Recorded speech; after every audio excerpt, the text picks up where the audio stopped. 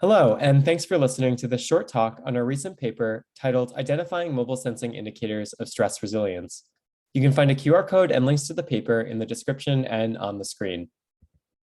In this paper, we worked with data collected from medical interns in the United States. An internship is the first year of a residency program, which is the postgraduate education individuals receive after medical school. Residencies are stressful. Residents often work 80 hours per week and experience a variety of emotional stressors when treating patients. Thus, workplaces often introduce programs to help residents become stress resilient. It may be difficult for interns to engage in these programs. Interns may not have the time to seek mental health support or engage in residency-sponsored well-being programs, even if these programs hypothetically improve well-being. Thus, interns may prefer to self-manage their mental health. Research suggests that wearable devices, such as Fitbits or Apple Watches, which collect data on sleep, heart rate, and activity, can measure and be used to self-manage mental health and well-being. Built from this motivation, there were two main takeaways from the paper. We first identified associations between Fitbit data, daily mood, and stress resilience in a population of medical interns. These associations could be applied to help interns take action and build resilient behaviors. We then developed a methodology to predict these associations early on in the internship. Being able to understand one's own propensity for stress sensitivity early on could lead to early intervention prior to being bogged down by prolonged stress. I wanted to start by giving a few examples of the associations we found between the Fitbit data, mood, and stress resilience.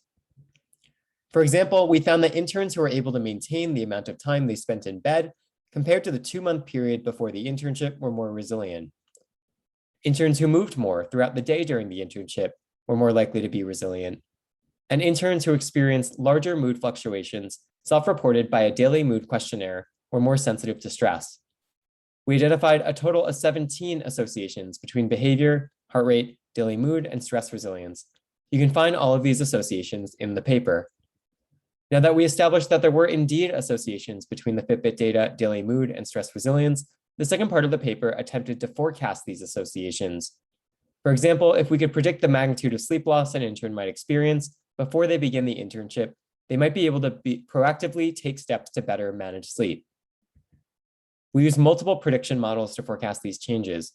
For those familiar with machine learning, some of these models were simple artificial neural networks and others were more complex generative adversarial networks. If you're interested in these different models, you can read the paper. We also explored if we could develop a single prediction model for the entire population, or if models need to be personalized for different subsections of the population. We found that personalized models greatly improved prediction accuracy. Lastly, we validated if the predicted data had the same associations with stress resilience compared to the actual data. We found that some associations were accurately modeled, while others were not. In the paper, we reasoned why we believe some predictions were more accurate than others. To recap, we found unobtrusive passively collected indicators of stress resilience from Fitbit and a daily self-reported mood questionnaire. We then attempted to predict these associations early on in the internship and found some promising initial results. To wrap up, what can we do with this research? Before we introduce stress resilience models in the wild, we need to take the time to understand how they should be appropriately used. Would interns want to understand how their behavior affects mental health in real time? And how do we protect individuals against misuse? We've been conducting interviews with residents and their supervisors to think about how or even if continuously measured stress resilience indicators should be used in practice. Stay tuned for those results. If we conclude there is an appropriate use, there is a lot more modeling work that could be done to improve our results. For example, we found that personalization was important, but building personalized models that accurately model new individuals out of the box is difficult. And our ability to identify individuals who behave similarly may be important for moving research to practice.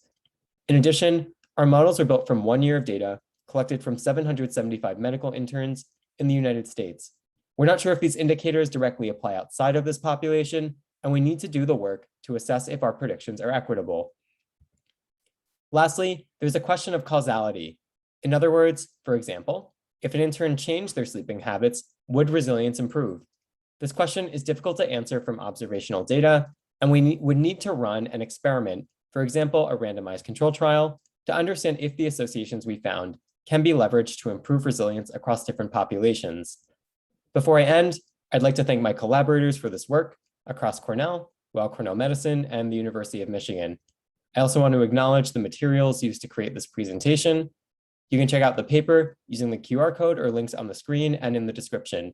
If you have any questions on the paper, suggestions for improving this video, or simply want to chat about technology and mental health, feel free to email me or DM me on Twitter. Thanks a ton for listening.